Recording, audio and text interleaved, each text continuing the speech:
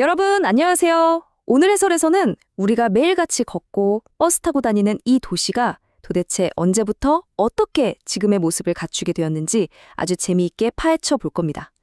다들 머릿속으로 타임머신에 올라탈 준비 되셨나요?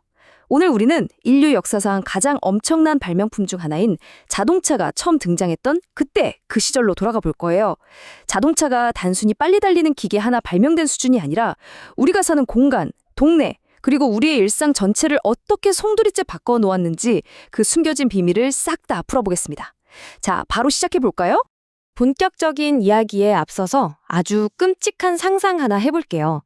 만약에 여러분이 평생, 진짜 죽을 때까지 여러분 학교 반경 2km 안에서만 갇혀서 살아야 한다면 어떨 것 같나요?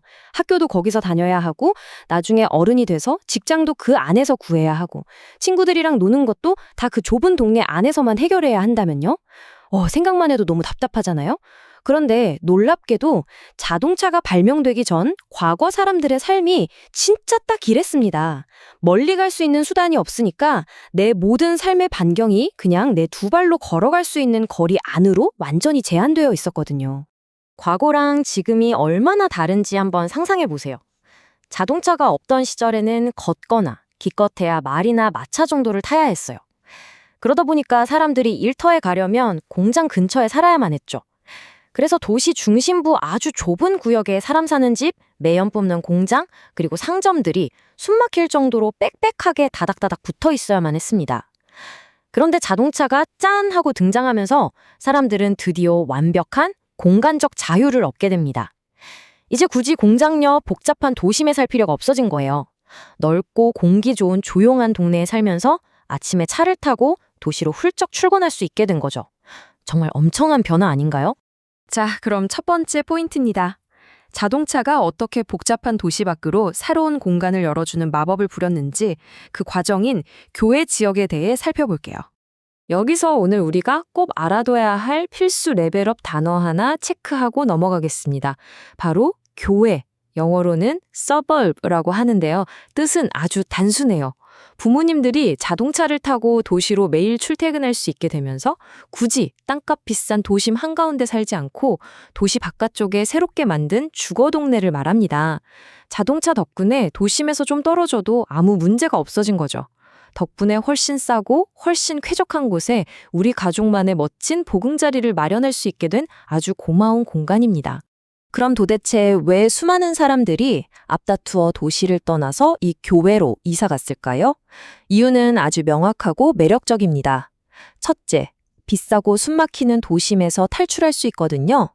둘째, 같은 돈이면 도심보다 훨씬 더 넓은 땅과 으레어리한 큰 집을 가질 수 있습니다. 셋째, 시끄러운 공장 소음이나 매연 없이 조용하고 평화로운 환경에서 살 수 있죠. 여러분이라도 당장 이사 가고 싶지 않나요? 이런 엄청난 장점들 때문에 수많은 가족들이 짐을 싸서 도심을 빙 둘러싼 외곽 지역으로 대이동을 시작했습니다. 두 번째 포인트로 넘어가 보겠습니다. 사람들이 밖으로 나가면서 우리의 삶의 공간이 어떻게 각기 다른 구역으로 흩어지고 나뉘게 되었는지 확인해 보죠. 사람들이 교외로 빠져나가면서 도시는 그냥 크기만 커진 게 아니에요. 자동차 덕분에 사람들은 드디어 시끄러운 공장이나 어마어마하게 큰 쇼핑몰을 우리 집 주변에서 멀리 뚝 떼어낼 수 있게 되었습니다. 이걸 좀 유식한 말로 용도지역 설정이라고 하는데요. 푹 쉴 수 있는 집들이 모인 주거지역, 화려하고 신나는 상업지역, 그리고 매연이 나오는 공업지역이 완전히 분리된 겁니다. 이제 예전처럼 창문 열면 공장 굴뚝이 보이는 빽빽한 도심에서 살지 않아도 되는 거예요. 옛날과 지금의 삶을 딱 비교해보면 그 차이가 진짜 확실하게 느껴집니다. 과거에는 집도 비좁은 도심 안에 있어야 했고, 직장도 엎어지면 코 닿을 때 있어야 했고, 심지어 주말에 놀러 가는 곳도 다 그 붐비는 동네 아니었어요. 내 모든 삶이 한 곳에 꽉 엉켜 있었던 거죠. 그런데 지금은 어떤가요? 집은 공기 좋고 조용한 교외에 두고 일이나 학교는 도심으로 다니고 주말에는 차를 몰고 바다든 산이든 어디로든 훌쩍 떠날 수 있잖아요. 자동차가 우리 삶의 요소들을 분리시키면서도 자유롭게 이어주는 완벽한 유연성을 선물해 준 겁니다. 자, 세 번째 주제입니다. 이제 걷는 사람의 발이 아니라 거대한 기계들을 위해 도시의 골격 자체가 어떻게 완전히 뜯어 고쳐졌는지 한번 살펴볼게요. 옛날 도시계획은 다 두 발로 걷는 사람 기준이었어요. 길도 좁고 오밀조밀했죠. 그런데 이제 세상이 자동차 중심의 도시로 확 바뀌었습니다. 수천, 수만 대의 차가 매일 출퇴근해야 하니까 아스팔트를 쫙쫙 깔아서 넓은 도로를 만들고 건물마다 차를 댈 수 있는 축구장만한 거대한 주차장도 지어야 했어요. 게다가 사람들이 사는 교회랑 일하는 도심을 아주 빠르게 연결해주기 위해 고속도로망까지 시원하게 뚫어버린 겁니다. 도시의 스케일 자체가 사람 크기에서 자동차 크기로 어마어마하게 커진 거죠. 이어서 네 번째 파트입니다.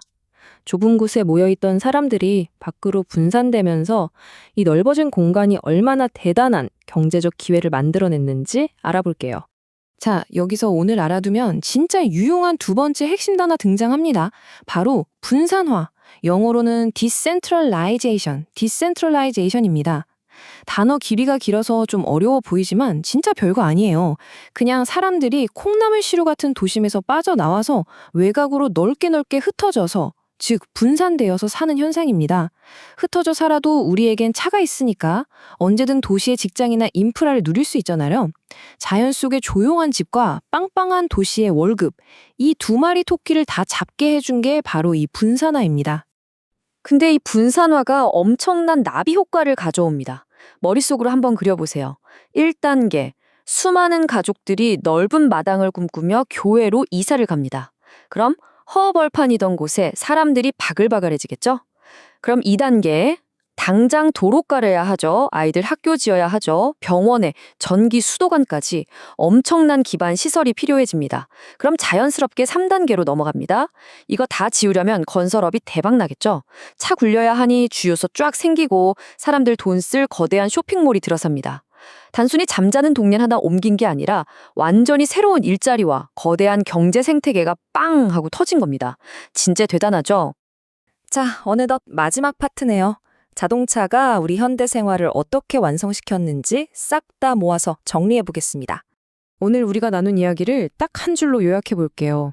자동차는 집과 직장, 여가 공간을 서로 분리시켰고 우리의 라이프 스타일과 도시 구조를 완전히 새롭게 뜯어 고쳤다.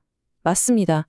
자동차는 그냥 우리를 목적지까지 빨리 데려다주는 편리한 쇳덩어리 기계가 아니에요. 우리가 어디서 자고 어디서 일하며 우리가 매일 걷는 거리가 어떻게 생겨야 하는지 현대사회라는 거대한 집을 디자인한 천재적인 설계자였던 겁니다. 자, 이제 여러분의 상상력을 자극할 마지막 질문을 던지면서 오늘 해설을 마무리할까 합니다. 100년 전 등장한 자동차가 우리의 삶과 도시를 이렇게 상상도 못할 정도로 엄청나게 바꿔놨잖아요. 그렇다면 지금 한창 뉴스에 나오는 자율주행차나 하늘을 날아다니는 드론 택시 같은 미래의 이동수단들이 정말 우리 일상이 된다면 과연 미래의 우리 동네 그리고 여러분의 삶은 또 얼마나 놀라운 모습으로 변하게 될까요? 오늘 알게 된 내용들을 떠올리면서 앞으로 펼쳐질 여러분의 미래를 꼭 한번 짜릿하게 상상해 보시기 바랍니다. 오늘 함께 해주셔서 정말 감사합니다. 다음에 또 만나요.